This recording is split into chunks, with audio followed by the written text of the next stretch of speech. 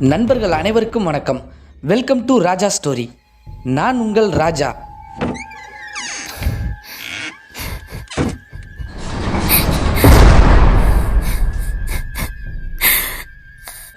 நமது ராஜா ஸ்டோரியில் இன்னைக்கு 166வது எபிசோடாக எங்கு நடந்த ஒரு சம்பவத்தை பற்றி பார்க்க போகிறோம் அப்படின்னு சொல்லி பார்த்தோம் அப்படின்னா, தஞ்சாவூரிலிருந்து சரியாக ஒரு 35 கிலோமீட்டர் சரௌண்டிங்கில் அமைந்துள்ள ஒரு சின்ன கிராமத்தில் பானு அப்படின்னு சொல்லக்கூடிய ஒரு 21 வயது இளம்பெண் வந்து அவங்க இருக்கக்கூடிய பகுதியில் இருந்து சரியாக ஒரு 15 கிலோமீட்டர் சரௌண்டிங்கில் இருக்கக்கூடிய ஒரு தனியார் கம்பெனியில் வந்து வேலையை முடிச்சுட்டு ஒரு மாலை நேரம் வீடு திரும்பும் வழியில் வந்து ஒரு அழகான ஒரு பொருளை பார்த்து அவங்க கண்டெடுத்து வீட்டுக்கு கொண்டு வந்து வச்சதில் இருந்து அவங்களுக்கு வந்து இரவு நேரம் முழுவதுமே வந்து அவங்க வாழ்க்கையில் வந்து மறக்க முடியாத அளவுக்கு ஒரு சில அமானுஷியமான நிகழ்வுகள் எல்லாம் ஏற்பட்டிருக்குதுங்க. அதற்கப்புறம் அந்த சம்பவத்திலிருந்து அவங்க வெளியில் வந்தாங்களா என்ன அப்படிங்கக்கூடிய அந்த அமானுஷியமான திகில் சம்பவத்தை தாங்க நாம் வந்து இன்றைக்கி 166வது எபிசோடாக நமது சேனலில் வந்து பார்க்க போகிறோம்.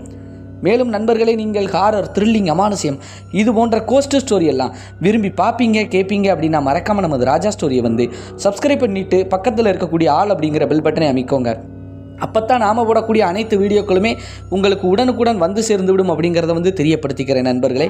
மேலும் இந்த வீடியோ உங்களுக்கு பிடிச்சிருந்துச்சுன்னா மறக்காமல் இந்த வீடியோக்கு ஒரு லைக்கை போட்டுட்டு உங்கள் நண்பர்களுக்கும் இந்த வீடியோவை ஷேர் பண்ணி நம் ராஜா ஸ்டோரி சேனல் வளர்ச்சிக்கு பேர் உதவியாக இருங்களே நண்பர்களே. மேலும் உங்கள் வாழ்விலும் இது போன்று ஏதாவது மறக்க முடியாத ஒரு சில அமானுஷியமான திகில் சம்பவங்கள் நடந்திருந்தால் டிஸ்பிளேயில் காட்டப்படக்கூடிய இந்த ராஜா ஸ்டோரி அப்படிங்கக்கூடிய இந்த வாட்ஸ்அப் எண்ணிற்கு ஒரு வாய்ஸ் மெசேஜாக கூட அனுப்புங்க நண்பர்களே. கண்டிப்பாக நமது சேனலில் அது ஒளிபரப்பப்படும் அப்படிங்கிறத வந்து தெரியப்படுத்திக்கிறேன். மேலும் வாங்க நண்பர்களே, இன்னைக்குள்ள அந்த அமானுஷமான திகில் சம்பவத்துக்குள்ள நாம போகலாம்.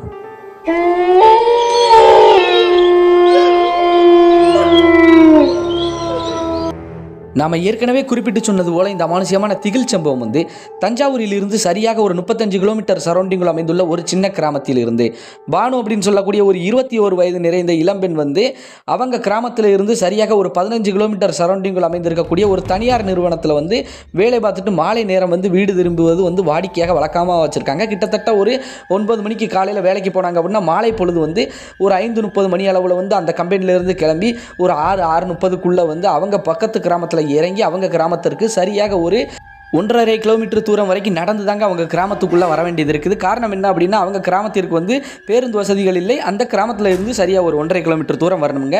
இப்படி தான் வாடிக்கையாக நடந்து கொண்டு இருக்கக்கூடிய வேலையில் வந்து சரியாக ஒரு 2017 அந்த காலகட்டங்களில் வந்து இந்த பானு வந்து வேலையெல்லாம் முடிச்சுட்டு வீடு திரும்பும் வழியில் வந்து பாதையில் வந்து ஒரு பொருளை பார்க்குறாங்க. என்ன அப்படின்னு சொல்லி பார்த்தோன்னா, பெரும்பாலும் இந்த பானுவுக்கு வந்து அடுத்தவங்க பொருள் மீது ஆசையே கிடையாதுங்க. அப்பா அம்மாவுடன் தம்பியுடன் வந்து வசித்து வராங்க. நல்ல ஒரு அழகான ஒரு குடும்பத்தை சார்ந்த ஒரு நபராக இருக்காங்க. அடுத்தவங்க பொருளுக்கு வந்து ஆசைப்படாத நபர் தான். ஆனால் இருந்தாலும் அந்த பாதையில் நடந்து வரக்கூடிய அந்த கிராமத்து சாலையில் வந்து அன்று மாலை அந்த கருக்கல் நேரத்தில் கிட்டத்தட்ட ஒரு 6:30 மணி அளவுக்கு கூட இருக்கும் அப்படிங்கிற மாதிரி தான் சொல்லியிருக்கிறாங்க. அப்படி நடந்து வந்துக்கிட்டு இருக்கக்கூடிய இடத்துல அந்த மாலை நேரத்துக்கு வந்து ஏதோ மினுமினு மின்னிக்கிட்டு இருப்பது போல் இருக்குது ரோட்டின் ஓரத்தில். இது என்னவா இருக்கும் அப்படின்னு சொல்லிட்டு குனிஞ்சு அதை எடுத்து பார்க்குறாங்க. அது ஒரு தங்க மோதிரம். அந்த தங்க மோதிரத்தை பார்க்கும்போது முதல்ல இவங்களுக்கு ஒரு ஆசை வந்தாலும் சரி, அடுத்தவங்க பொருளுக்கு இவங்க எப்போவுமே ஆசைப்பட்டது கிடையாது. ஆனால் இந்த இடத்துல வந்து தனியாக அந்த ஒரு பொருள் கிடக்குது. இது யாருடைய பொருள் என்று தெரியலை. இப்போ இவங்க கிராமத்து சார்ந்த நபர்களின் பொருளாக இருக்குமா, இல்லைன்னா இவங்க கிராமத்தில் இருந்தும் அடுத்த ஒரு கிராமம் இருக்குது, ஒருவேளை அந்த கிராமத்தின் நபருடைய பொருளாக இருக்குமா அப்படின்னு சொல்லிட்டு 1000 கேள்விகளோட வந்து அந்த பொருளை எடுத்துக்கிட்டு அப்படியே சுற்றி முற்றி பார்க்குறாங்க. அந்த இடத்துல யாருமே இல்லாத காரணத்தினால சரி இதை நம்மளே எடுத்துகிட்டு போகலாம் பார்த்துக்கலாம் அப்படின்னு சொல்லிட்டு அவங்க கொண்டு போகிறாங்க. அவங்களுடைய வீட்டையும் வந்து ரீச் பண்ணிட்டாங்க. அப்படி வீட்டுக்கு போனதுக்கப்புறம் வந்து அப்படியே ஃப்ரெஷ் ஆகிட்டு வாடிக்கையாக வந்து அவங்க அன்றாட வேலைகளை வந்து அப்படியே கவனிச்சுட்டு இரவு சாப்பிட்டுட்டு தூங்கலாம் அப்படின்னு சொல்லிட்டு தூங்க போகிறாங்க அவங்களுடைய பெட்ரூமுக்கு. அவங்களுக்குன்னு சொல்லி அவங்க வீட்டில் வந்து ஒரு தனி அறை ஒன்று இருக்குதுங்க. அந்த அறையில் வந்து அவங்க படுத்து தூங்குறாங்க. அப்படி படுத்து தூங்கும்போது வந்து அவங்களுக்கு அன்று இரவு எதுவும் பிரச்சனையான்னு கேட்டிங்கன்னா பிரச்சனை தாங்க. என்ன அப்படின்னு சொல்லி பார்த்தோம் அப்படின்னா, அயர்ந்து நல்லா தூங்கிக்கிட்டு இருக்கும்போது வந்து அந்த ஒரு நள்ளிரவு நேரத்துக்கு வந்து அவங்களுக்கு ஒரு கனவு ஒன்று வருதுங்க. என்ன அப்படின்னு சொல்லி பார்த்தோம்னா, இதே போல தாங்க அவங்க நடந்து ஒரு அன்டைமில் ஒரு மிட் நைட் நேரத்தில் நடந்து அப்படி போய்கிட்டு இருப்பது போலையும், மேற்கொண்டு வந்து இதே மாதிரி ஒரு பொருள் வந்து கனவுலேயே வந்து ரோட்டில் ஏதோ மின்னிக்கிட்டு இருப்பது போல அதை எடுக்கும்போது வந்து தூரத்தில் இருந்து ஒரு பெண்மணி வந்து அழுது கொண்டு இருப்பது போல வந்து தெளிவாக இவங்களுக்கு வந்து தெரிய வருதுங்க. என்னடா இது யாரோ அழுதுகிட்டு இருக்காங்களே அப்படின்னு சொல்லிட்டு அந்த பொருளையும் எடுத்துட்டு அப்படியே திரும்பி பார்க்குறாங்க. அந்த தூரத்தில் வந்து ஒரு பெண்மணி வந்து ஒரு அரை வெளிச்சத்தில் வந்து ஒரு நிலா வெளிச்சத்தில் வந்து நிற்பது போல தெரிய வந்திருக்குது. அப்படி இவங்க வந்து அந்த பெண்மணியை நோக்கி போகும்போது வந்து அழுதுகிட்டே இருக்கிறாங்க. இது யாராக இருக்கும் அப்படின்னு சொல்லிட்டு பேச்சு கொடுத்தா எதுவுமே பேசவே இல்லையாங்க. அதற்கப்புறம் வந்து அப்படி தோள்பட்டி அப்படி கை வச்சுருக்காங்க. அந்த பெண்மணிக்கு வந்து டக்குன்னு அந்த பெண்மணி திரும்பி ஒரு விகாரமான முகத்தை வந்து நம்ம பானு அவங்களுக்கு வந்து காமிச்சிருக்குதுங்க. பானு மிரண்டு போய் இது என்னன்னு சொல்லிட்டு கத்தி எழும்பியிருக்காங்க. எழும்பும்போது தான் தெரியுது இது கனவு அப்படின்னு சொல்லிட்டு. தூக்கத்தில் என்னடா இப்படி ஒரு கனவு வருது அப்படின்னு சொல்லிட்டு இவங்க வந்து ஒரு பதட்டத்தில் வந்து பக்கத்தில் அவங்க பெட்ரூமில் இருக்கக்கூடிய தண்ணி எடுத்து குடிச்சிட்டு, கிளாஸில் வச்சுருக்கக்கூடிய தண்ணி எடுத்து குடிச்சிட்டு, அதற்கப்புறம் அவங்களுக்கு அப்படி யோசனை தூக்கம் கலைஞ்சு போயிருச்சு. அப்படி யோசிச்சுக்கிட்டே வந்து அப்போ தான் அவங்களுக்கே தெரிய வருது, ஆமாம் மாலை நேரத்துக்கு வந்து நம்ம நடந்து வரும்போது ஒரு பொருள் எடுத்தோம்ல, அந்த பொருள் பற்றிய ஒரு கனவு தான் போல், இது என்னடா இப்படி வருது, சரி இது ஏதோ ஒரு இல்யூஷனாக இருக்கும் அப்படின்னு சொல்லிட்டு அந்த நேரத்தில் அவங்க ஹேண்ட்பேக்கை எடுத்து பார்க்குறாங்க. அதுக்குள்ளே வந்து அவங்க எடுத்துகிட்டு வந்த அந்த ரிங், அந்த மோதிரம் வந்து இருக்குது. சரி ஓகே பார்த்துக்கலாம், நமக்கு ஒரு கெட்ட கனவு, இதை நினச்சிக்கிட்டே நம்ம தூங்கிட்டோம் போல அப்படின்னு சொல்லிட்டு சிரிச்சுக்கிட்டே வந்து பேக் வச்சுட்டாங்க. அன்று இரவு அவங்களுக்கு நார்மலாக போயிடுச்சுங்க. மறுநாளைக்கும் அதே மாதிரி வேலைக்கு போகிறாங்க. வேலைக்கு போயிட்டு வீட்டுக்கு வராங்க. வீட்டுக்கு வந்து அன்றாட வாழ்க்கையை ஈடுபட்டுட்டு அதுக்கப்புறம் வந்து மறுநாளும் வந்து சாப்பிட்டு முடிச்சுட்டு இரவு தூங்கலாம்னு சொல்லிட்டு அவங்க பெட்ரூமுக்கு போகிறாங்க. இன்று வந்து கொஞ்சம் வித்தியாசமாக நடக்குது. என்ன அப்படின்னு சொல்லி பார்த்தோம்னா, அன்று வந்து அந்த கிராமத்து சாலையில் முந்தின நாள் நைட்டு வந்து ஒரு பெண்மணி வந்து அழுத மாதிரி இருந்துச்சு. தொட்டு பார்க்கும்போது விகாரமான முகம் இருந்துச்சு. ஆனால் இன்றைக்கி அப்படி இல்லைங்க, ஒரு வித்தியாசமான ஒரு கனவு. என்ன அப்படின்னு சொல்லி பார்த்தோம்னா, இன்று இரவு வந்து நல்லா தூங்கிக்கிட்டு இருக்கும்போது ஒரு நள்ளிரவு நேரத்துக்கு வந்து அவங்களுடைய பெட்ரூம்லேயே வந்து அந்த கனவு வந்து நடக்குது. அவங்க மேலே யாரோ ஏறி உட்காந்து ஒரு பெண்மணி வந்து அவங்க கழுத்தை பிடித்து அப்படியே நெரிப்பது போல் இருக்குது. அப்படியே வந்து மூச்சு விட முடியாமல் திணறிக்கிட்டு போய் அவங்களுடைய குலதெய்வம் வந்து ஆனந்தாயம்மன் அப்படின்னு சொல்லியிருக்கிறாங்க. அந்த அம்மனை வந்து மனசுக்குள்ளே வேண்டிட்டு அதற்கப்புறம் வந்து திடுக்கிட்டு எந்திரிச்சிருக்கிறாங்க. கழுத்தெல்லாம் உண்மையிலே யாரோ ரியலாக பிடிச்சி நெரிச்ச மாதிரி இருந்திருக்கு. அந்த இடத்துல யாருமே கிடையாது. அந்த நெரிச்சுக்கிட்டு இருந்த பெண்மணியை பார்க்கும்போது வந்து அதே மாதிரி முந்தின நாள் வந்து விகாரமான முகம் இருந்துச்சு, அதே முகம் வந்து அவங்க கனவுல வந்து போயிருக்குது. இவங்க வந்து பல கேள்விகள் குழப்பங்களோட வந்து என்னடா நேற்றுக்கு ஒரு கனவு வருது, இன்றைக்கி ஒரு கனவு வருது, இது என்னடா இது எல்லாம் அந்த மோதிரத்தால் வந்து பிரச்சனை அப்படின்னு சொல்லிட்டு மறுபடி வந்து அரை தூக்கத்தில் பக்கத்தில் இருக்கக்கூடிய டம்ளரில் தண்ணி எடுத்து குடிச்சிட்டு அவங்க பேக்கை வந்து திறந்து பார்க்கும்போது அதே மோதிரம் இருக்குது. இந்த மோதிரத்தினால தான் இப்படி வருமா, ஒருவேளை நாளைக்கு இந்த மோதிரத்தை நம்ம தூக்கி எரிஞ்சிட்டு வந்துடணும், அதே இடத்துல இந்த மோதிரமே வேண்டாம். ஏன்னா பெரும்பாலும் யாருடைய பொருளுக்கும் இவங்க ஆசைப்பட மாட்டாங்க. அந்த மோதிரத்தின் உரிமையாளர் யாரும் தெரிஞ்சாலும் ஒப்படைச்சிருவாங்க. எதுவுமே தெரியாமல் தான் கையில் எடுத்துகிட்டு வந்துட்டாங்க. சரி ஓகே, இதை நாளைக்கு நம்ம வந்து வேலைக்கு போகும்போது எரிஞ்சிட்டு போயிடணும் அப்படின்னு சொல்லிட்டு இவங்க வந்து அன்றைக்கு வந்து அப்படியே இரவு அந்த குலதெய்வம் ஆனந்தாயம்மனை நினச்சிக்கிட்டு அப்படியே படுத்து தூங்கிட்டாங்க. அதற்கப்புறம் விடிஞ்சிருச்சு. மறுநாள் காலையில் வந்து அதே போல் வந்து வேலைக்கு போகிறாங்க. அப்படி வேலைக்கு நடந்து தான் போய் தாங்க இவங்க வந்து பஸ் ஏற வேண்டிய சூழ்நிலை இருக்குது. அப்படி போகும்போது வந்து எந்த இடத்துல பொருள் எடுத்தாங்களோ அதை மேட்ச் பண்ணி அதே இடத்துல வந்து தூக்கி தூர போட்டாங்க, செடிக்குள்ளே போட்டுட்டு இது இங்கே கிடக்கட்டும், இனி இந்த பிரச்சனை நமக்கு வேண்டாம்ப்பா, 2 நாள் என்னென்ன கனவெல்லாம் வருது அப்படின்னு சொல்லிட்டு அவங்களுடைய வேலைக்கு போகலாம்னு சொல்லிட்டு போயிட்டாங்க. அப்படி போயிட்டு வேலையெல்லாம் முடிச்சுட்டு இரவு மாலை நேரம் அதே மாதிரி வீட்டுக்கு வராங்க. வீட்டுக்கு வந்துட்டு அதே மாதிரி அன்றாட வேலைகள்லையும் ஈடுபடுறாங்க. இரவு நேரம் சாப்பிட்டுட்டு தூங்கலாம் அப்படின்னு சொல்லிட்டு தூங்குறாங்க. இன்று அவங்களுக்கு நடந்தது அமானுஷ்யத்தின் உச்சம் அப்படின்னே சொல்லலாங்க. அப்படி தூங்கிக்கிட்டு இருக்கும்போது ஒரு நள்ளிரவு நேரத்துக்கு வந்து கனவுல வந்து யாரோ அவங்க வீட்டை சுற்றி வந்து அழுது வருவது போலையும் இந்த பானு அவங்களுடைய பேரை சொல்லி வந்து வெளியில் கூப்பிடுவது போலையும் இருந்திருக்குது. பானு வந்து என்னடா இது இப்படி நடக்குது அப்படின்னு சொல்லிட்டு அந்த கனவுலே வந்து யோசனை பண்ணிக்கிட்டு இருக்கிறாங்க. அப்போ சரி யாருன்னு சொல்லிட்டு எந்திரிச்சு போய் வெளியில் போய் பார்க்கலாம் அப்படின்னு சொல்லிட்டு போய் பார்க்கும்போது அவங்க வீட்டுக்கு வெளியில் கொஞ்சம் கேப் விட்டு தாங்க வீடுகள்லாம் இருக்குது. இது ஒரு கிராமமாங்காட்டி அப்படி வந்து அப்படியே சுற்றி முற்றி பார்க்கும்போது வந்து இவங்களுக்கு பின்னாடி நின்று யாரோ அழுதுகிட்டு இருப்பது போல் இருக்குது.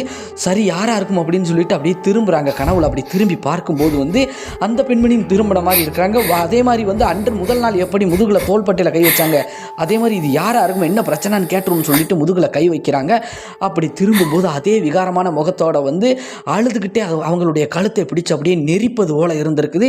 அப்படியே மிரண்டு போய் அவங்க குலதெய்வத்தின் பேரெல்லாம் சொல்லி பார்க்குறாங்க. வாய் எழும்ப மாட்டேங்கி, நாக்கே வரமாட்டேங்குதுங்க, வார்த்தை வராத அளவுக்கு இருக்குது. ஆனால் இருந்தாலும் வந்து பயங்கரமாக அது கழுத்தை பிடிச்சி நெரிக்குது. ஒரு கட்டத்துக்கு மேலே பயங்கரமாக இவங்க வந்து கூச்சலிட்டு சத்தம் போட்டுருந்தாங்க. சத்தம் போட்டதுக்கப்புறம் வந்து இன்னொரு ஆள் வந்து தோள்பட்டையை பிடிச்சி யாரோ உழுக்கிறாங்க. என்ன அப்படின்னு சொல்லி பார்த்தோம்னா அவங்களுடைய அம்மா தாங்க. அவங்க தோள்பட்டையை பிடிச்சி உழுக்கிறாங்க. அப்படி தோள்பட்டையை பிடிச்சி உழுக்கும்போது வந்து திடுக்கிட்டு வந்து அப்படி முழிச்சு அவங்க அம்மாவை பார்க்குறாங்க. என்னடி இங்கே வந்து நிற்கிறா அப்படின்னு சொல்லிட்டு அவங்க அம்மா வந்து கேட்குறாங்க. கனவுல இருந்து நம்ம பானு வெளியில் வந்துட்டாங்க. ஆனால் அதை விட இன்னொரு ஆச்சரியம் என்ன அப்படின்னு சொல்லி பார்த்தோம்னா வீட்டுக்கு வெளியில் வந்து நிற்கிறாங்க. எப்படி வெளியில் வந்தோம்னு எனக்கே தெரியலாமா அப்படின்னு சொல்லிட்டு அவங்க அம்மாட்ட சொல்லி அழுகிறாங்க. ஆனால் அன்று கூட வந்து அவங்க அம்மாட்ட வந்து ஒரு பொருளை எடுத்தேன் வச்சேன் அந்த மாதிரி எதையுமே வந்து சொல்லவே கிடையாதுங்க பானு. ஏன்னா பதட்டத்தில் பயத்தில் வந்து நான் தூக்கத்தில் ஏதோ கனவு கண்டு எந்திரிச்சு வந்துட்டானான்னு தெரியலம்மா அப்படிங்கிற மாதிரி சொல்லியிருக்காங்க. நீ தூக்கத்தில் என்றைக்குமா புதுசாக நடக்கிறியம்மா அப்படின்னு சொல்லிட்டு அவங்க அம்மா திட்டிட்டு உள்ளே போய் படுமா, வயசு பொண்ணு இப்படி அன்டைமில் வெளியில் வரக்கூடாது, வந்து எதையோ பார்த்து பயந்துட்ட போல அப்படின்னு சொல்லிட்டு அவங்க குலதெய்வத்தின் திருநீரை எடுத்து நெத்தியில் வச்சுட்டு போய் படுமா அவன் ரூமில், இல்லை நான் உனக்கு துணைக்கு வரவா அப்படிங்கும்போது வந்து இல்லைம்மா நான் பார்த்துக்கிறேம்மா, ஒன்றும் பிரச்சனை இல்லைம்மா அப்படின்னு சொல்லிட்டு கொஞ்சம் மனதைரியத்தோடு இருக்கிறாங்க. கொஞ்சம் போல்டான பொண்ணாக தான் பானு வந்து இருக்கிறாங்க. ஆனால் இருந்தாலும் தொடர்ச்சியாக இப்படி நடந்துக்கிட்டு இருக்கே அப்படின்னு சொல்லிட்டு அவங்களுக்கு ஒரு கவலையில் தான் இருக்கிறாங்க. சரின்னு சொல்லிட்டு அவங்களுடைய அறையில் போய் படுத்து தூங்கலாம்னு சொல்லிட்டு படுக்கிறாங்க. அப்படி படுக்கும்போது அவங்களுக்கு ஒரு யோசனை, என்னடா இப்படி தொடர்ச்சியாக வந்து 4-5 நாட்களாக இப்படி ஒரு கனவு வந்துக்கிட்டே இருக்குது, இது யார்கிட்ட போய் சொல்ல அப்படின்னு சொல்லிட்டு குழம்பி போய் நிற்கக்கூடிய பானுவுக்கு ஒரு யோசனை, அவங்க பேக்கை திறந்து பார்க்கணும்ட்டு உடனடியாக வந்து அவங்க பேக்கை திறந்து பார்க்குறாங்க. அவங்களுக்கு ஒரு பயங்கரமான ஒரு அதிர்ச்சி, ஆச்சரியம். என்ன அப்படின்னு சொல்லி பார்த்தோம்னா, ரோட்டில் தூக்கி போட்ட மோதிரம் வந்து அவங்களுடைய பேக்கில் இருக்குது. என்னடா இது இப்படி நடக்குது அப்படின்னு சொல்லிட்டு இவங்க வந்து ஒரு குழப்பத்தில் வந்து அந்த பேக் அப்படியே ஒரு ஓரமாக வச்சுட்டு அப்படியே வந்து விடிய தூங்காமல் வந்து கொஞ்சம் காலையில் வந்து ரொம்ப டயர்டாக இருந்திருக்குது. அன்னைக்கு ஆஃபீஸ்க்கே வந்து அவங்க கம்பெனிக்கு வந்து லீவ் போட வேண்டிய ஒரு சுச்சுவேஷன் ஆயிடுச்சுங்க. ஏன்னா தூக்கமே இல்லை, இவங்களுக்கு வந்து மனக்குழப்பத்தில் இருக்கக்கூடிய காரணத்தினால லீவும் போட்டுட்டாங்க. அந்த ஒரு காலை நேரத்துக்கு வந்து நல்லா அயர்ந்து தூங்கிக்கிட்டு இருக்கிறாங்க. 2-3 நாட்களாகவே வந்து சரியாக தூங்கலை அப்படின்னு சொல்லிட்டு அவங்க பக்கத்து வீட்டை சார்ந்த நர்மதா அப்படின்னு சொல்லக்கூடிய அவங்களுடைய க்ளோஸ் ஃப்ரெண்டு ஒரு பெண்மணி இருக்கிறாங்க. அவங்களும் கிட்டத்தட்ட ஒரு 20 ஏஜ், இவங்களுக்கு அடுத்த வயசு ஒத்து போகிற ஒரு பெண்ணு தாங்க.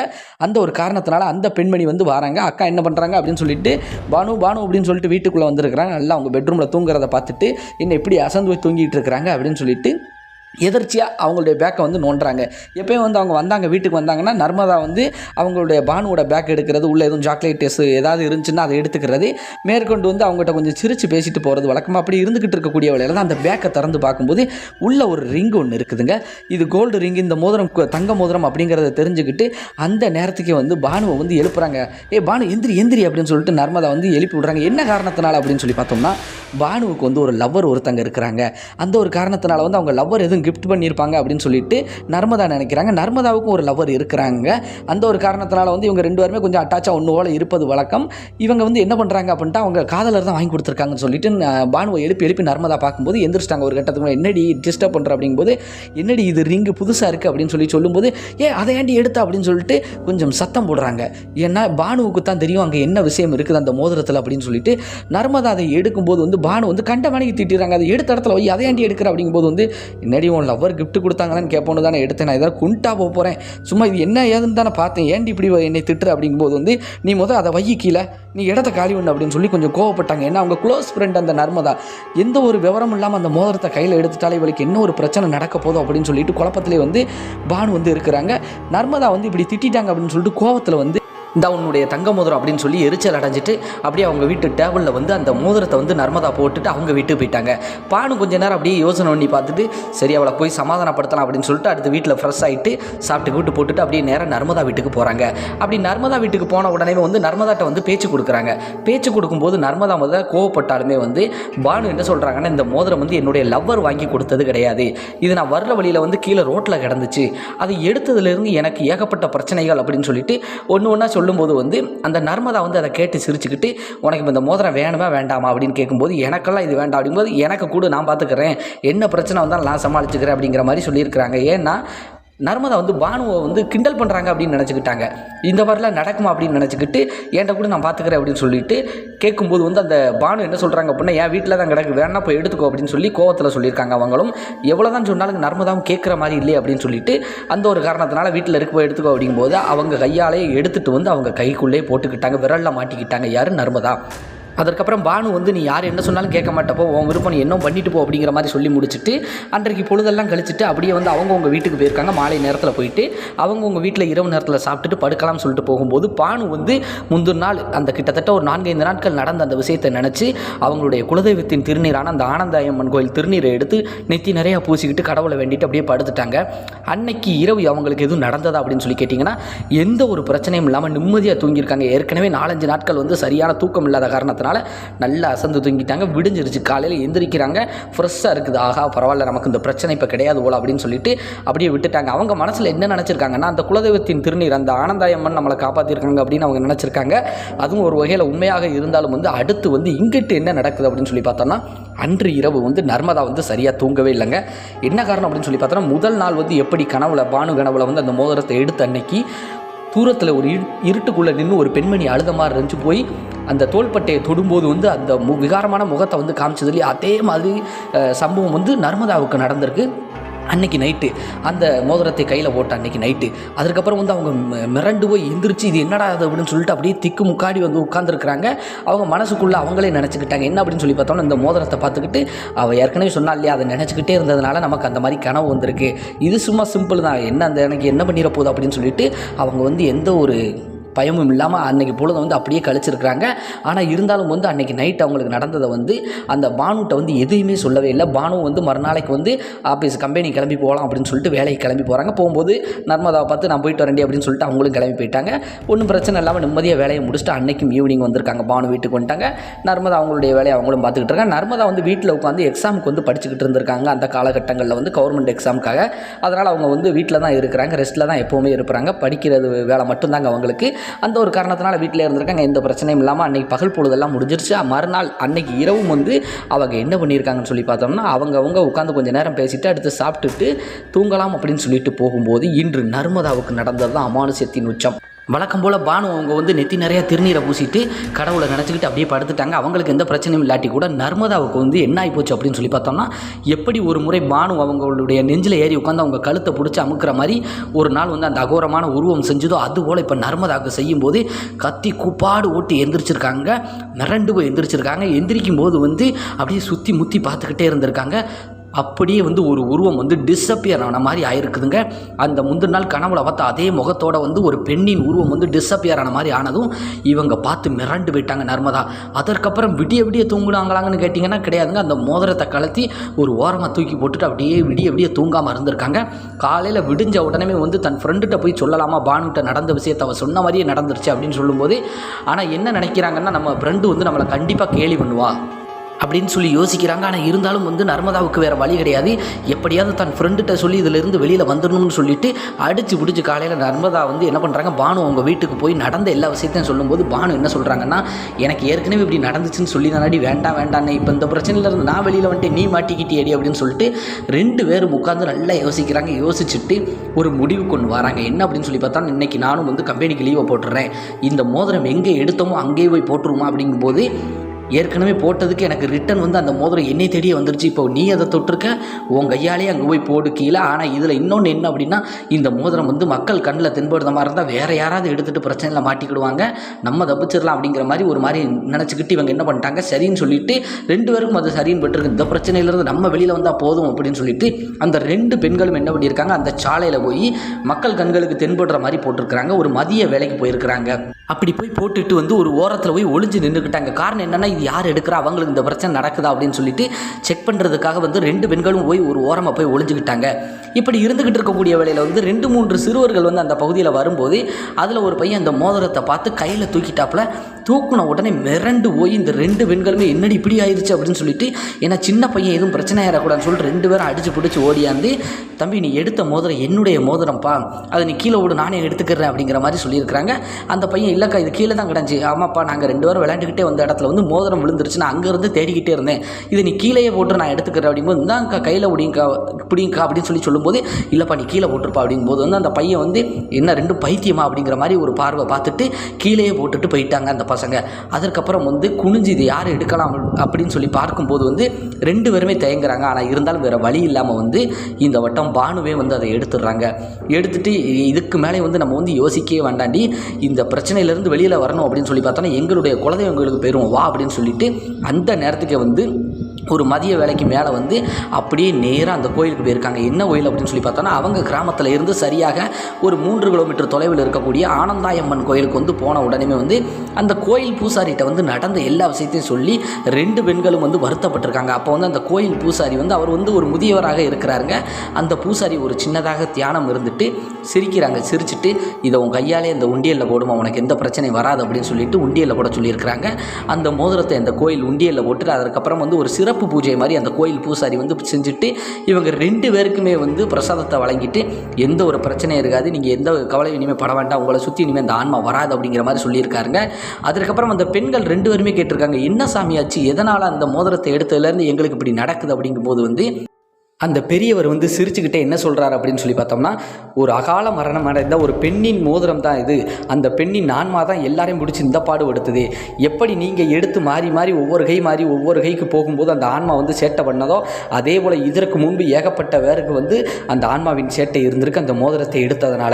இந்த பிரச்சனையிலேருந்து எப்படியாவது வெளியில் வரணும் அப்படின்னு சொல்லிட்டு தான் ஒவ்வொருத்தரும் வந்து ஏதாவது சாலையில் தூக்கி போட்டுறது இந்த மோதிரத்தை யாராவது எடுத்துக்கிடட்டும் அப்படின்ட்டு, அது உலகமாக நீ எடுத்து உனக்கு பிரச்சனை வந்து அதற்கப்புறம் உன் தோழிக்கு வந்து இப்போ எப்படியோ மறுபடியும் உனக்கு வந்து இது அடங்கி இருக்குது, இனி அந்த ஆனந்தாயம்மன் பார்த்துக்கிடுவாங்கம்மா, நீ ஒன்றும் கவலைப்படாமல் போமா அப்படின்னு சொல்லிட்டு அந்த பெரியவர் வந்து அனுப்பி வச்சதுக்கப்புறம் தான் கொஞ்சம் தைரியமாக வந்திருக்காங்க. அதற்கப்புறம் வந்து அன்று இரவு வந்து அந்த 2 பேருமே வந்து நெத்தி நிறைய அந்த திருநீரை வச்சுக்கிட்டு இரவு எதுவும் நடக்குமான்னு சொல்லி அந்த பயத்திலே அவங்களுக்கு தூக்கம் வரல.